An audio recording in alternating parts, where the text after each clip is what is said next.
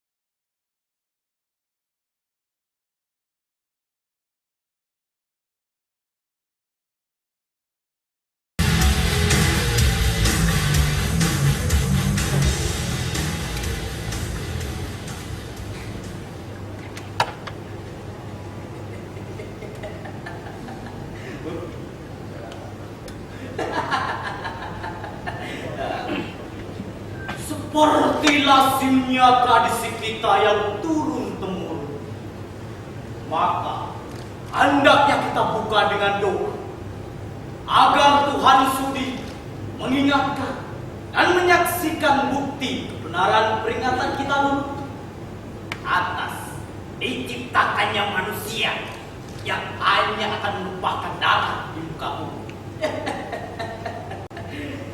Terlebih dahulu, marilah para setan sekalian, kita bacakan kitab suci yang mengutuk kita, para iblis dan setan. Setan dan iblis sekalian yang saya hormati.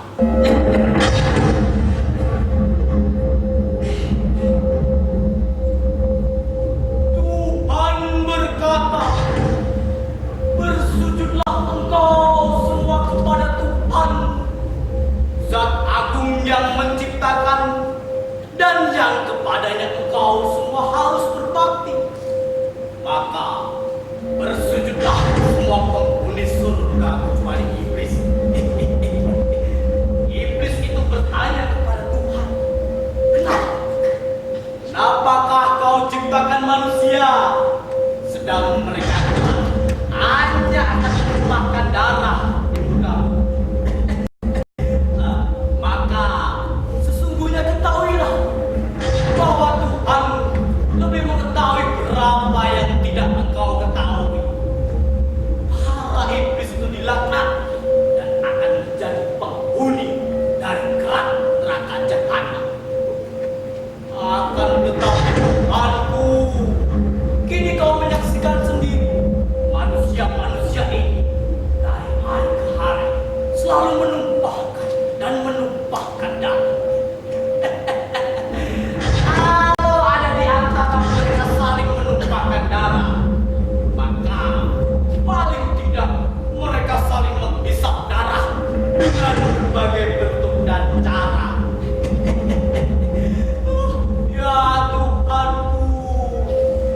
engkau maha mengetahui semua itu?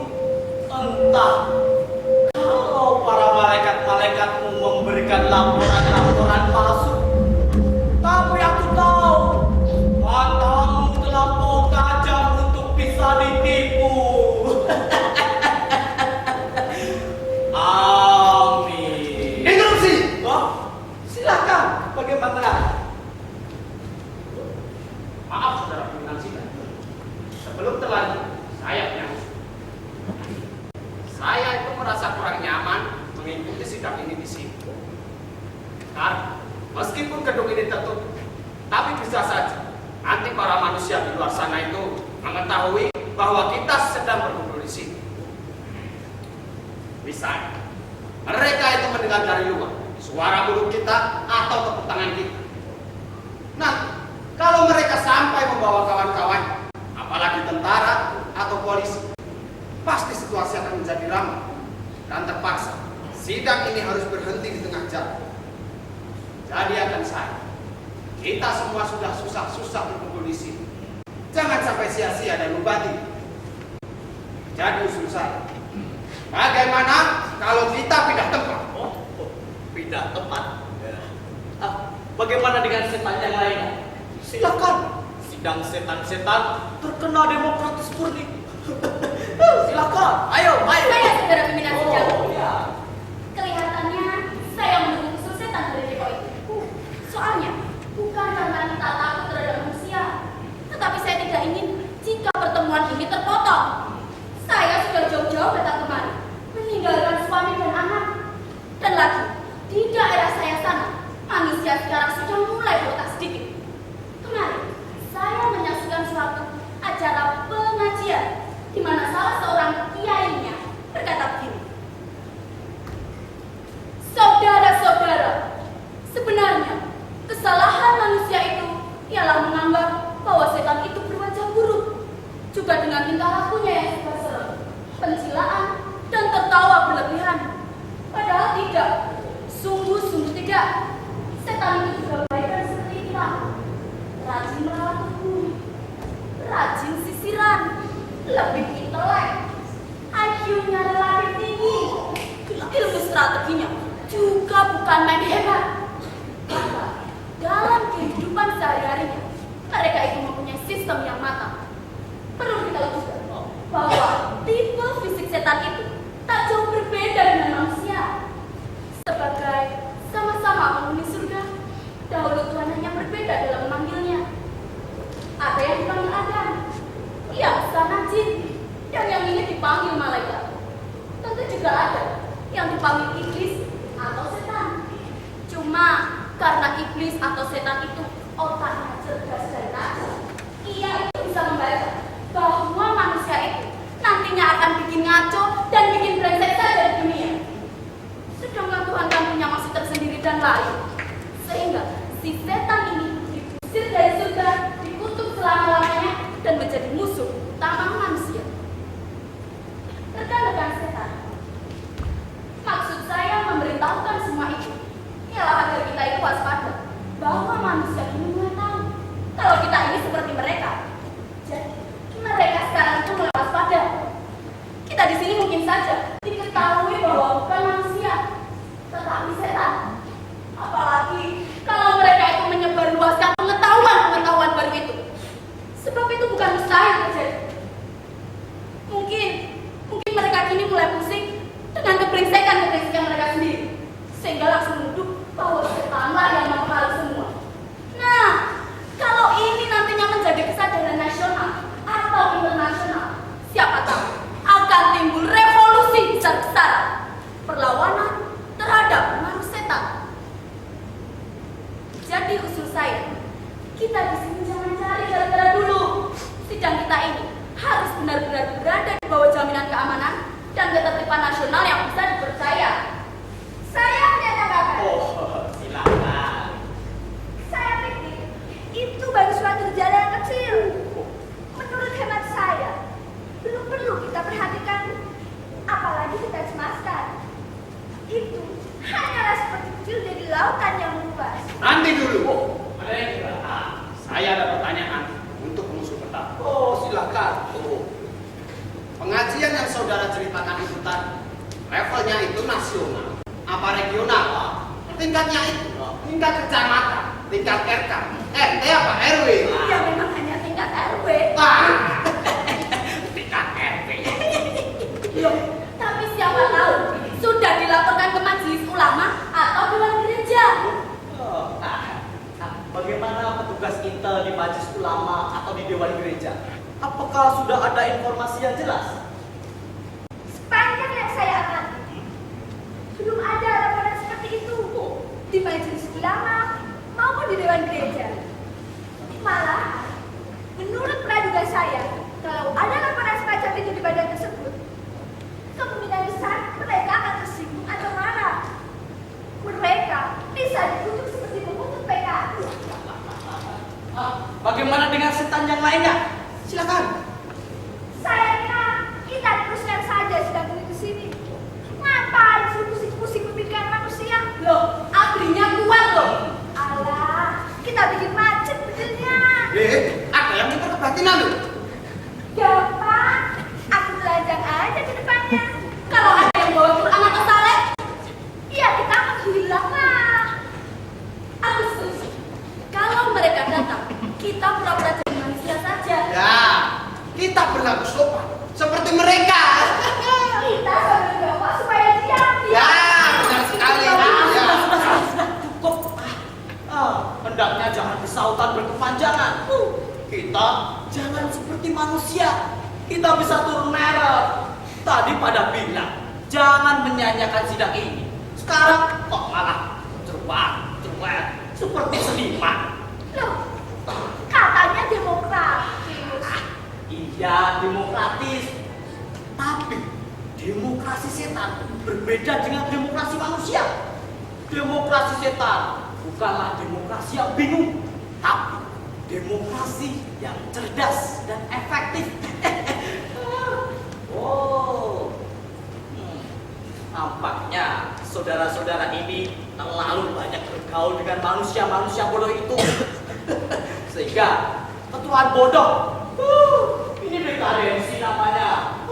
Saudara-saudara, pertahankan dong. Pertahankan gengsi kebudayaan kita yang tinggi. Loh. Kita kan sudah menangis sangat gemilang atas manusia. Apalagi yang perlu kita risaukan? Kita hidup bukan demi manusia, tapi demi kemajuan kita sendiri. Mengalahkan manusia hanyalah salah satu idealisme di antara sekian idealisme yang lainnya. Tapi kita kan nantinya akan masuk neraka juga. Nah, justru itu. Surga kita adalah di sini. Kita harus membangun kehidupan kita benar-benar untuk membuktikan kepada Tuhan bahwa kita pun punya etika untuk membangun. Nah, kalau pembangunan kita berhasil, sedang Tuhan tetap saja memasukkan kita ke neraka seperti dalam sumpahnya. Itu berarti piutang kita atas Tuhan. Sudah pimpinan. Saya melihat saudara sendiri malah bicara panjang terus. Harusnya kan kita selesaikan dulu apa yang tadi sudah kita perdebatkan. Apakah sidang ini akan diteruskan atau tidak? Saya kira melihat akhir dari perdebatan tadi, pada umumnya kita setuju. Jadi sidang diteruskan di sini. Kalau sidang diteruskan di sini, jadi marilah sekarang kita organisir sidang ini secara resmi. Bagaimana kalau segala pembicaraan kita anggap sudah, termasuk sidang pembicaraan kita ini? Jadi inilah salah satu contoh dari demokrasi yang cerdas dan efektif. Jadi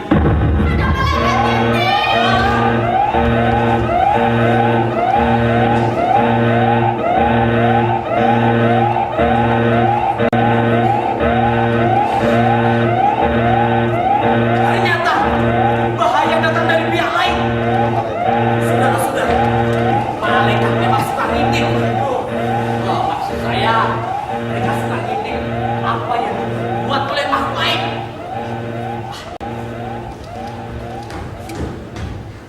Sekarang penjagaan harus diperketat.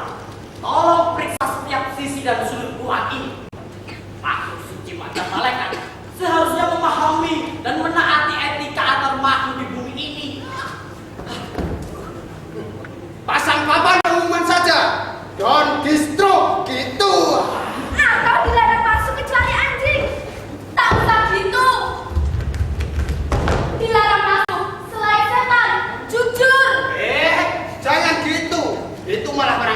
manusia untuk masuk